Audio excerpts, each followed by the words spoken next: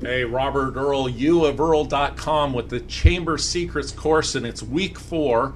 And this week's Chamber Secret, showing up is half the battle. Now, it's time to start attending those chamber events as we talked about. So let's go ahead and visit the chamber website and start looking for their events calendar. Now, understand that some chambers of commerce are very much tied to social media, and their event calendar may be something that they're doing on Facebook or a different calendaring session. So you have to learn the language that the chamber is speaking and how they are advertising their events. What we want to do is we want to plan out a month or a quarter of attendance in advance. We want to take and make the commitment that we're going to show up, and we're going to register for the reminders that come up, whether it be on Facebook to get the reminders or to actually go ahead and register for the event so we get the email reminders that come out. And then we're actually going to attend. We're going to put it on our schedule, and we're going to attend the events that go through. You know, winging it equals never attending, and this is what I see so many times. So make sure that it's on your calendar, that you have it in there.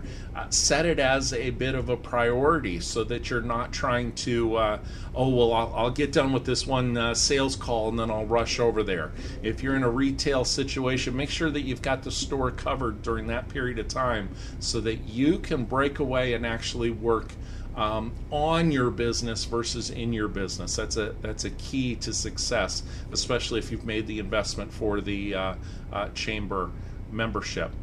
Think in terms of long-term growth. Yes, you're going to be attending the event. You're taking time away from being in your actual shop, and you may not get a sale right at that particular moment. But we're looking at this from a long-term aspect of positioning yourself as the go-to in your industry or in your field, and that's why we're making the attendance. We're talking about the roots of the tree and making sure that we start to plant the seed and spread that out so that we're building an oak that people will come to rally around to use that. So how to grow the roots? Well, take that foundation the chamber laid out and follow that path that they have of the events that they're putting in there. Usually, most chambers have some sort of monthly event that is an ongoing process. It takes a form of a networking mixer or something along that line where you go into it. Now, within the mixer, be prepared. What I mean by being prepared, I talk about this as well in the Chamber Secrets guide that you have available to download and review back through. Having your business cards with you.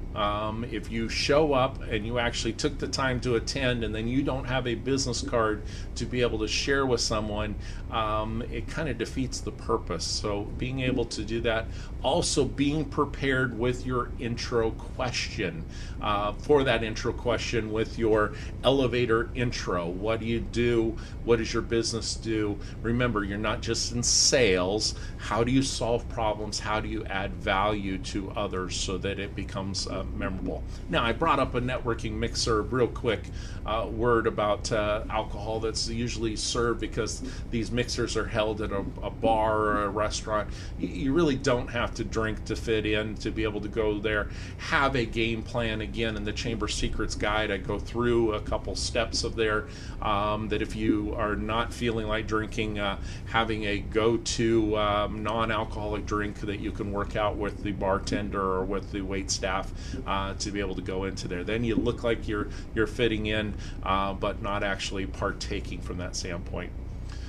Provide feedback on the events. This truly does help the chamber. If they do not have these items in place, like a monthly event, then challenge them. Make your own chamber better by going in there. Look for the ways to highlight yourself and your business at little or no cost by being able to participate there. One great way is actually volunteering for the check-in at the event, because you get an opportunity to say hello to every single person that comes in.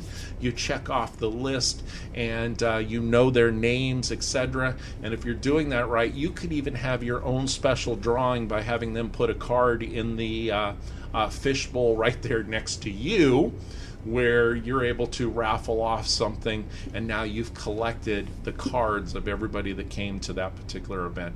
Great way for you to highlight yourself, volunteer a little bit, but it's at no additional cost to you or your business. Now expand beyond the typical mixer by looking at tie-ins and connections to charity events that might be going on. A lot of chambers are involved with leadership sessions where you can get to know more about your community, interact with fellow leaders over a program that goes into them.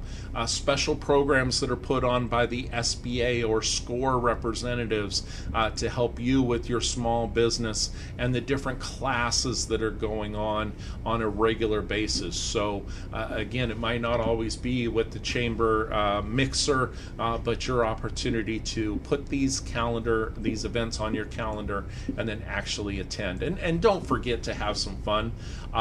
If you're in a town that has a baseball, football team, sporting event, or even great for college towns, minor league baseball, fantastic. So participate in the sporting events, the different fundraisers that go in. I touched upon the volunteering, but an opportunity for you to do that. Being able to coordinate your attendance with others. Remember, you met this ambassador that you're working with. Well, make sure, are they attending, because there is a little bit of strength in numbers, and before you know it, you're going to be developing your own little fan club, shall we say, because you're the one that's reaching out, inviting others, or you're being included in doing so.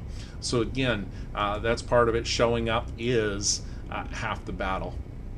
So our recap there is, don't hide behind the plaque or the sticker. I know you're a chamber member and you post that and you're proud of it, and reach out and make sure that you're being active. Follow that roadmap that the chamber's laid out and participate in the different events. Plan your schedule out.